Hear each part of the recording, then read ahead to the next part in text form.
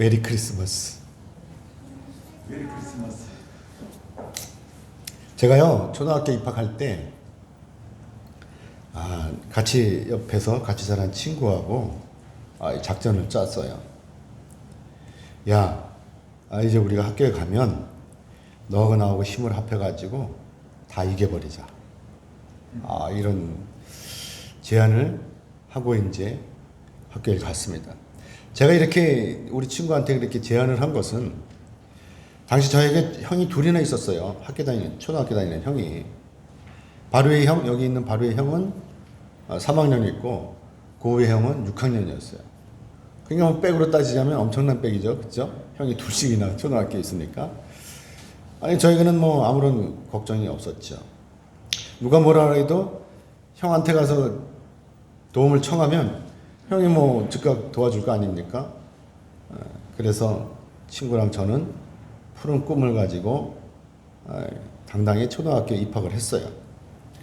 그런데 저는 초등학교에 입학을 하자마자 그만 그 꿈은 순식간에 깨지고 말았어요. 왜냐하면 그때 저희 반에 아주 저보다 센 놈이 있었던 거예요. 그 아이는 우리 반을 아주 주름 잡았어요. 어디서 구했는지 막대기 하나 들고 와갖고 이리저리 책상 위에 뛰어다니면서 소리소리 치고 주름을 잡는 거예요. 저는 엄격결에 영문도 모르고 그 아이의 명령에 따르게 됐습니다.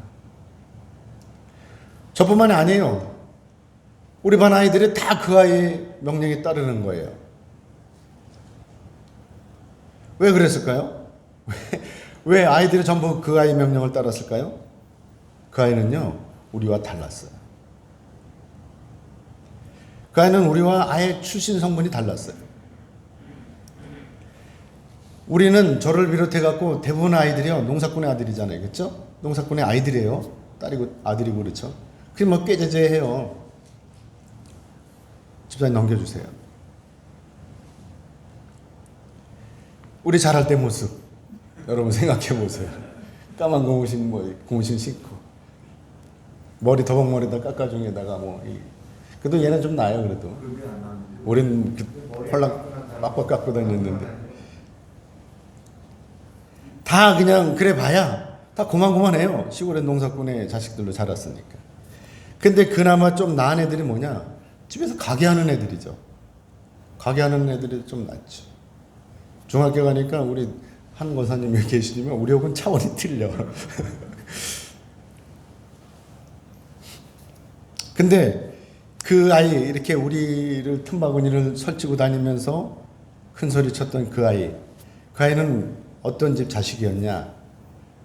바로 우리 학교 앞에 있는 그 병기중대 중대장 아들이었어요. 당시만 해도요, 이 중대장은요, 엄청 높았어요. 권력이 셌죠. 유지, 동네 유지였던 것입니다. 그래서 그런지 선생님도요, 그 아이한테는 특별 대우를 해주는 거예요. 그니 우리가 촌놈들이 어쩔 수 있겠어요? 걔말을 들어야지. 그 애는 우리하고 달랐어요. 넘겨주세요, 집사님. 같은 시기의 서울 애들이에요. 우리랑 틀리죠? 앞에 애들하고 비교가 되죠? 모자 쓰고 애들이 맨질맨질하게 생겼잖아요. 그렇죠? 옷도 좀 이렇게 장갑도 끼고. 우린 장갑이 어딨습니까? 그냥 그 애가 바로 중대장이었어요. 그리고 우린 쫄병인 거야. 아버지가 중대장이니까 그 녀석도 중대장인 거예요. 그 엄마도 중대장이에요. 당면병들 오면 그 엄마가 엎드려 뻗쳐 시켜놓고 막 발로 밟고 막 그래요. 그런 거 봤어요, 우리는. 50여 년이 지났는데도 그때 일을 생각하면 지금도 웃음이 절로 나옵니다. 촌놈이 주름 잡겠다고 친구하고 의기투합해가지고 큰 맘을 먹고 큰 소리 치고 학교를 갔는데 저보다 더 센 놈을 만나가지고 꼼짝 못하고 기가 죽었던 그 일을 생각하면 지금도 웃음이 절로 나옵니다.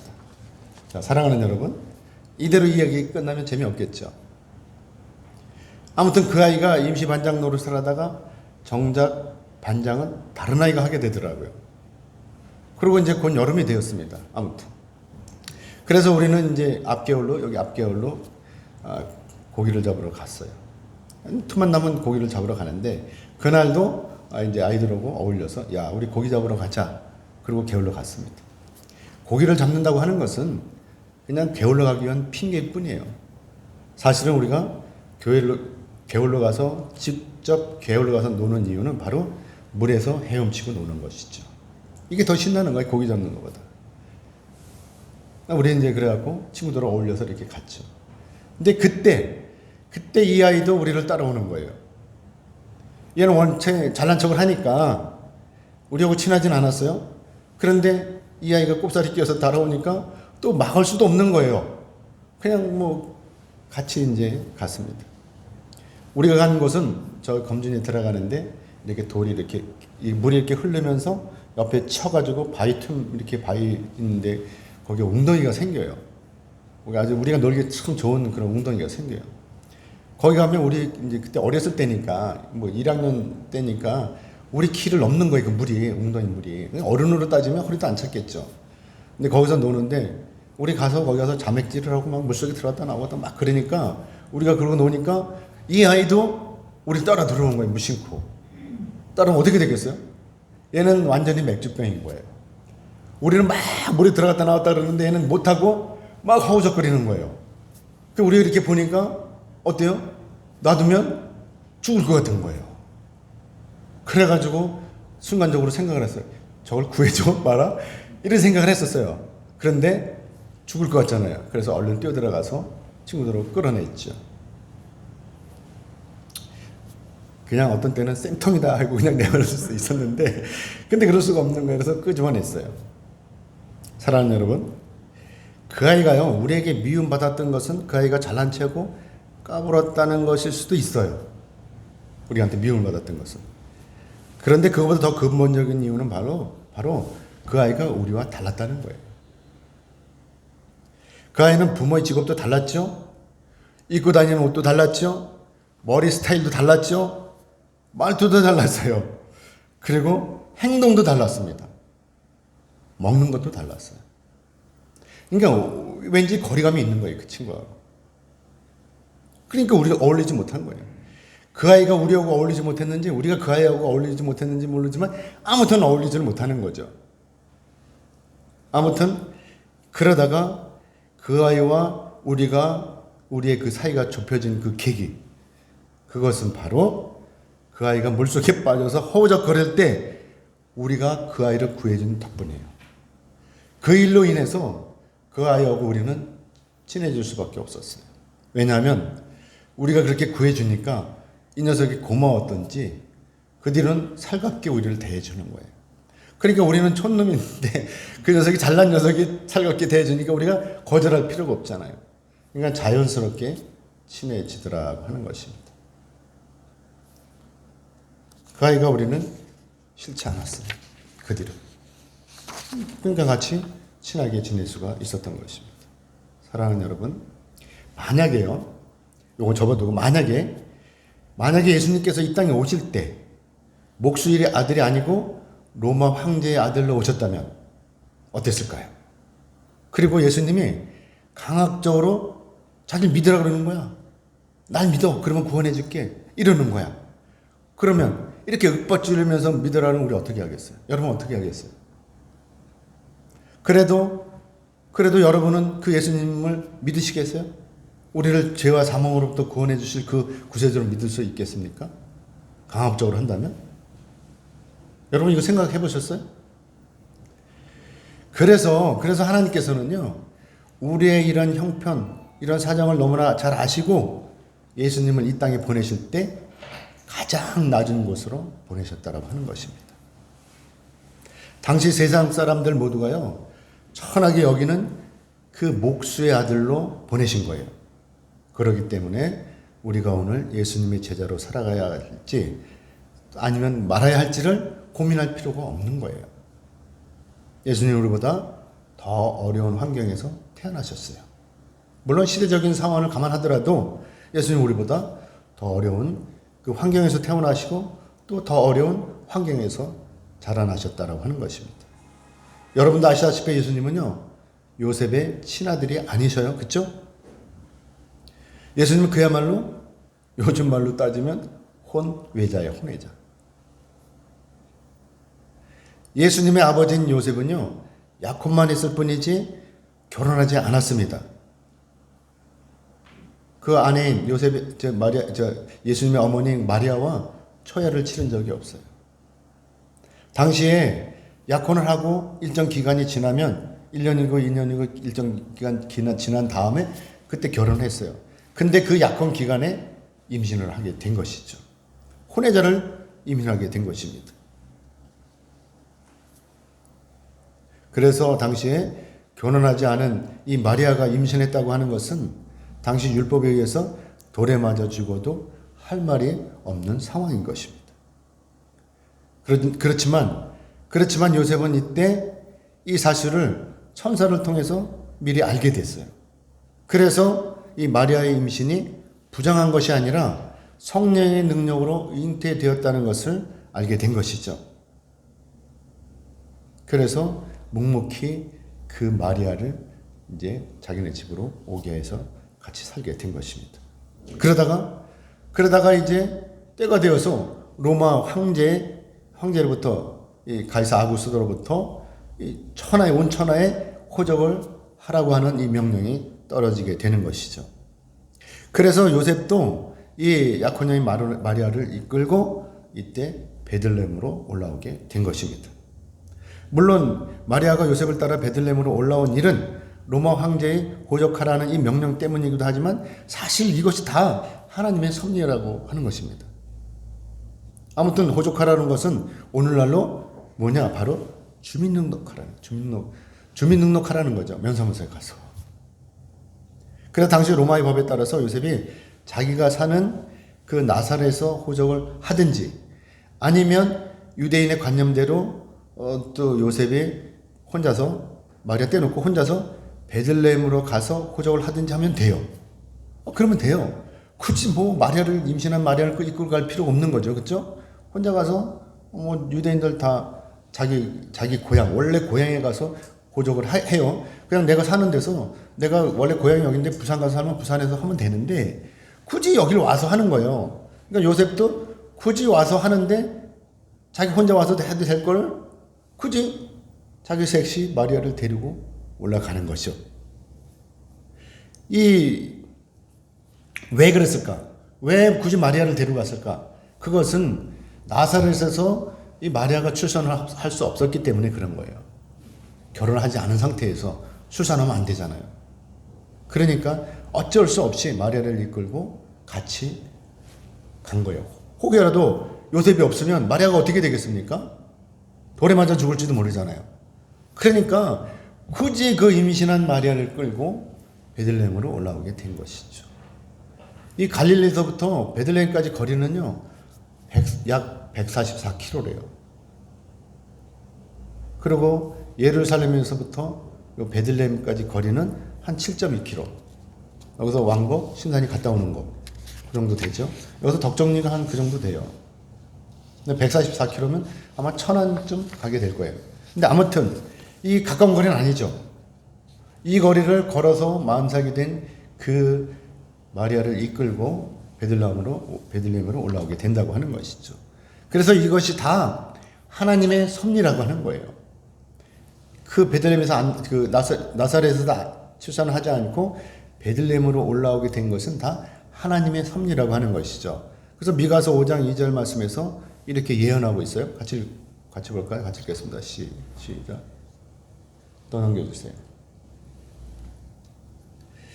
우리 같이 읽겠습니다. 시작. 베들레헴 에브라다야, 너는 유다 족속 중에 자라도 이스라엘을 다스릴 자가 내게로 나올 것이라. 그의 근본은 상고의 영혼에 있느니라. 이 말씀 미가서 5장 2절의 말씀인 것이죠.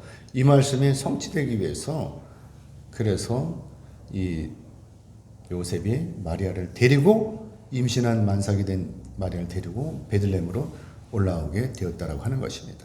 그런데 그런데 이 요셉이 마리아를 데리고 베들레헴에 왔는데 베들레헴 형편이 만만치가 않은 거예요. 이 예루살렘 아직 올라가지도 않았는데 베들레헴이 만만치가 않은 거예요. 사람들이 너무 많아가지고 다 이 호적으로 올라오니까 너무 많아가지고 머무를 데가 없는 거예요. 그래서 간 것이 여관은 들어갈 데가 없으니까 여관에 가서 어떻게 하고 구한 것이 바로 마구간인 것이죠. 그래서 억지 춘향이로 어쩔 수 없이 이 마구간에 들어가게 된 거예요. 여관집 마구간에. 그런데 이 또 가는 날이 장날이라고 마구간에 들어가자마자 출산을 하게 되는 거예요. 얼마나 급했으면. 그냥 아마도 그 나사렛에서부터 올라올 때 만삭이 돼서 올라왔던 것 같아요. 그렇죠? 그래가지고 도착하자마자 뭐 피곤해서 그랬는지 어땠는지 도착하자마자 마구간에서 출산을 하게 되는 것이죠. 마리아가 얼마나 급했겠어요? 길에서 나올 수도 있었잖아요. 근데 마구간에서 낳게 된 거죠. 그래서 요새 또 어쩔 수 없이 이 급한 김에 그 아기를 받아가지고 뉘었는데 바닥에 뉘을 수가 없잖아요. 그래서 좀 나은 데다 뉘은 게 말 구유에다 뉘은 것이죠. 넘겨주실래요, 집사님? 구유는 뭐죠? 구유는 바로 밥통인 거예요, 밥통. 말 밥통에다가 출산해서 아기를 뉘게 된 것이죠. 사랑하는 여러분, 여러분도 아시다시피 이 아기가 누구라고요? 바로 예수님이신 거예요. 하나님의 아들이신 예수님께서 이렇게 초라한 모습으로 이 땅에 오신 거예요.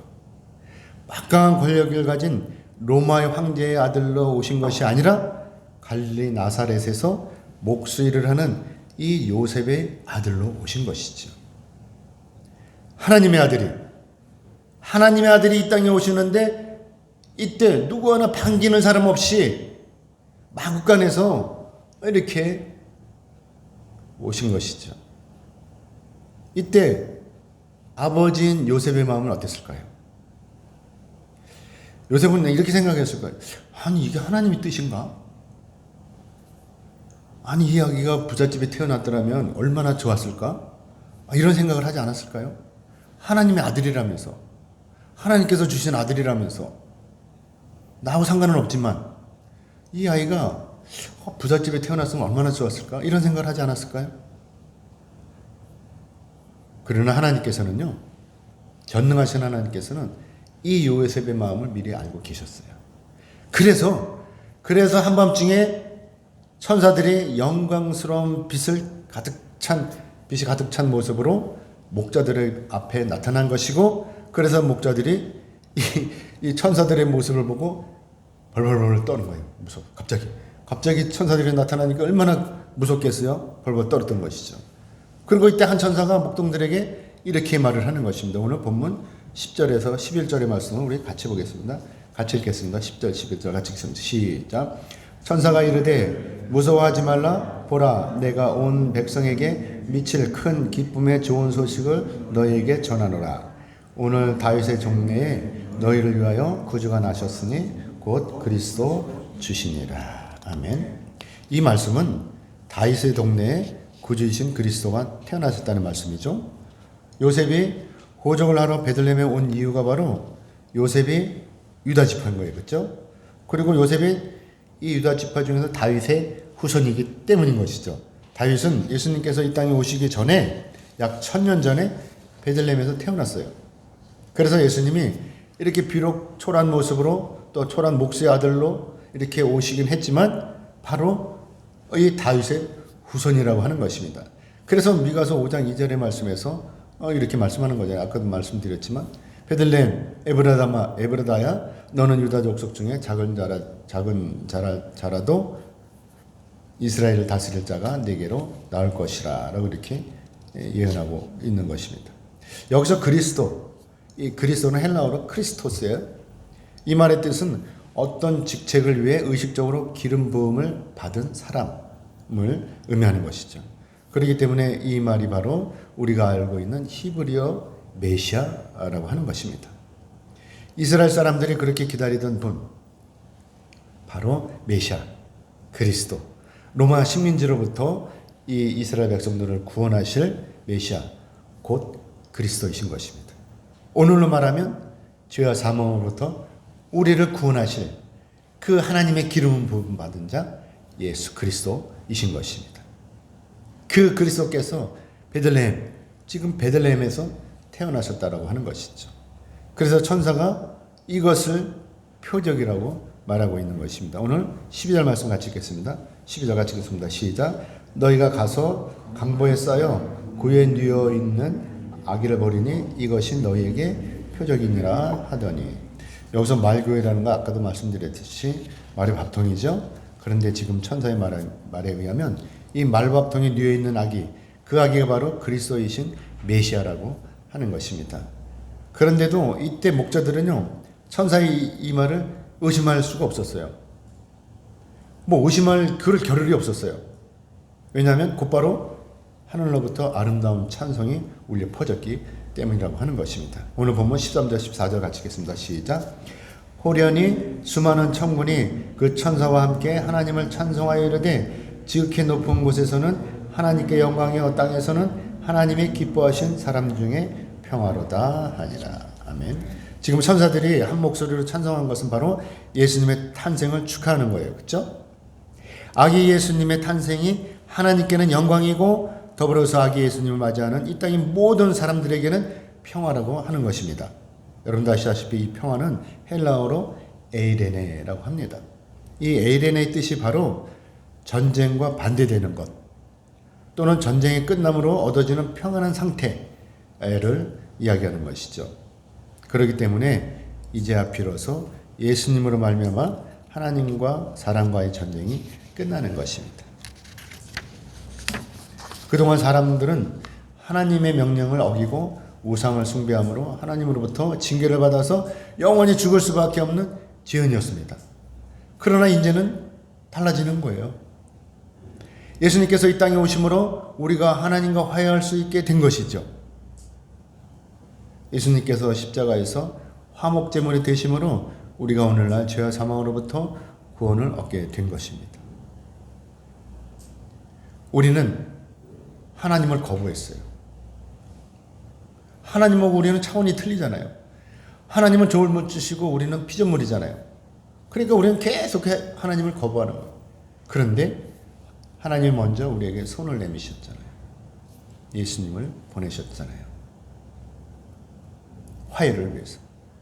사랑하는 여러분, 상황이 이런데 천사가 찬송하지 않겠어요? 천사는 하나님의 명령에 따라서 예수님의 탄생을 찬송한 거예요. 그리고 천사는 떠나갔어요. 나머지 목자들, 그 땅에 남아있던, 그 자리에 남아있던 목자들, 이때 서로 쳐다보면서 이렇게 얘기를 하는 것이죠. 야, 이제 베들레헴으로 가자. 그리고 하나님께서 우리에게 알려주신 대로 거기 가서 참으로 메시아가 이 땅에 오셨는지 한번 우리 확인해보자. 그리고 목자들이 달려간 거예요. 어디로? 베들레헴. 어디로? 마구간으로. 예수님이 있는 곳으로 달려간 거예요. 그리고 가서 본 거예요. 꼭 확인하는 거예요. 강보에 쌓여 있는 구에 누워 있는 그 아기를 확인하는 것이죠. 참으로 천사들의 말대로 모두가 사실이었던 것입니다. 넘겨주세요. 과연 아기가 강보에 쌓여 말구유에 누워 있는 것이었습니다. 그래서 목자들은 그동안 자기들이 경험한 사실을 하나 더 넘긴 거 아니에요? 두 개를 넘기면 어떻게 해요?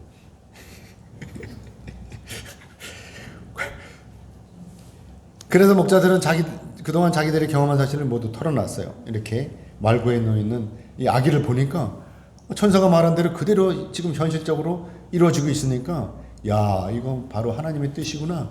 그러고서 목자들이 다 자기들이 경험한 것을 다 털어놓은 것이죠. 그냥 그 옆에 있던 사람들이 다 놀라는 거예요. 넘겨주세요. 다 놀라는 거예요. 안 넘어가요? 네. 다 놀라는 거예요. 야, 이거 웬일이야? 그러면서 이게 하나님의 뜻이구나 라고 하는 것이죠. 이때 제일 놀란 사람이 누굴까요? 요셉이에요. 요셉이 가장 많이 놀랬죠. 사실 요셉은 마구간에서 아기를 출산할 때 이 마리아에게 제일 미안했겠죠. 그렇죠? 변변치 못해갖고 여관방이 없어서 뭐 어쩔 수 없이 마리아가 마구간에서 출산을 했지만, 그렇지만 뭐 그때나 지금이나 웃돈을 주면 없었겠습니까? 돈을 더 주면 없었겠어요? 그러지, 그런 처지가 못 되니까 방을 구하지 못하고 마구간에서 출산하게 됐죠. 그럼에도 불구하고 자기 아내를 보호해야 하는 남편으로서 이렇게 변변치 못한 자신의 능력에 대해서 미안한 마음이 들었겠죠. 그러면서 요셉은 만약에 자신에게 조그만 능력이 들어 있었다면 이렇게 마리아가 마구간에서 아기를 출산하는 일은 없었을 것이라고 자책을 했을 거예요. 뿐만이 아니라 이것이 아무리 하나님의 뜻이라고 하지만 초라한 말구에 누워있는 사랑스러운 아기를 보는 것도 민망했을 거예요. 그러면서 요셉은 만약에 이 아기가 부잣집에 태어났더라면 얼마나 귀여움을 받았을까 하는 아쉬움도 있었을 거예요. 요셉이 이렇게 자책하면서 자기 마음을 추스르고 있을 때 이때 목자들이 축하의 사절단으로 마구간으로 들어닥친 거잖아요. 그야말로 반전이 일어난 것이죠. 요셉은 목자들의 이 이야기를 통해서 하나님의 언약을 깨닫고 놀란 거예요. 놀라지 않을 수가 없는 것이죠. 어쩌면 이때 요셉은 엄청 부끄러웠을 거예요. 그 하나님, 전능하신 하나님을 믿지 못하고 잠시라도 의심했던 것, 얼마나 부끄러웠겠습니까? 물론 마리아도 마찬가지죠. 마리아도 자기도 성령에서 임신하고 낳으면서도 정말 초라한 자기의 모습이 얼마나 힘들었겠어요? 그런데 목동들이 와갖고 이렇게 환영해주고 하니까 얼마나 부끄러웠겠습니까? 그러나 지금은 완전히 바뀌었죠. 이 목자들의 얘기를 듣고 자신이 낳은 이야기가 참으로 메시아시구나 라는 생각, 이 생각이 들 때 부끄러우면서도 어땠겠어요? 자랑스러웠겠죠. 야, 내가 드디어 메시아를 낳았구나 라고 이렇게 자랑스럽겠죠. 그동안 하나님의 약속을 듣고서, 그동안 하나님의 말씀을 듣고서 무조건 순종함으로 혼외자를 출산한 것, 이것이 결코 부끄럽지 않게 된 것입니다. 만약에 그냥 나사렛에서 그냥 낳더라면 동네 사람들로부터 얼마나 손가락질 받고 그랬겠습니까? 그래서 그동안 마리아는 심히 마음고생을 했었는데 이제는 모두가 다 끝난 것입니다. 다 끝난 거예요. 유대인들 모두가 그토록 소망했던 그 메시아가 바로 자기 몸에서 태어나셨다는 것, 이것이 얼마나 자랑스러운 일입니까? 그렇죠? 아무튼 아무도 찾지 않던 그 마구간에서 아기 예수님을 확인한 목자들은 하나님께 영광을 돌리고 찬송하면서 자기들이 있던 곳으로 돌아갔습니다. 하나님께서는 요셉과 마리아에게 가르쳐 주셨어요. 지금 여관에서 또 여관의 마구간에서 출산한 그 아기가 바로 이 세상을 구원하실 그리스도시라는 것을 가르쳐 주신 것입니다. 목동들을 통해서. 이제 누구든지 이 사실을 믿으면 구원에 이르게 되는 것입니다. 이것이 바로 복음인 것입니다. 사랑하는 여러분, 예수님께서는요, 죄와 사망으로부터 우리를 구원하시려고 이 땅에 오셨습니다. 돈이 없어서, 능력이 없어서 어쩔 수 없이 여관의 마구간에 머물러야 하는 요셉의 아들로 오신 것입니다. 만약에 예수님께서 로마의 황제의 아들로 오셨다면 우리가 감히 예수님의 친구가 될 수 있었겠습니까? 그렇기 때문에 사랑이 많으신 하나님께서 독생자이신 이 예수님을 이렇게 미천한 곳으로 우리의 친구로 오게 하신 것입니다. 그래서 오늘날 죄 많은 모든 사람이 다 예수님의 친구가 될 수 있는 것입니다. 그렇다면 예수님께서 가난한 사람들만의 친구입니까? 부자들의 친구는 아닙니까? 이것이 바로 하나님의 계획이고 또 하나님의 섭리이신 것입니다.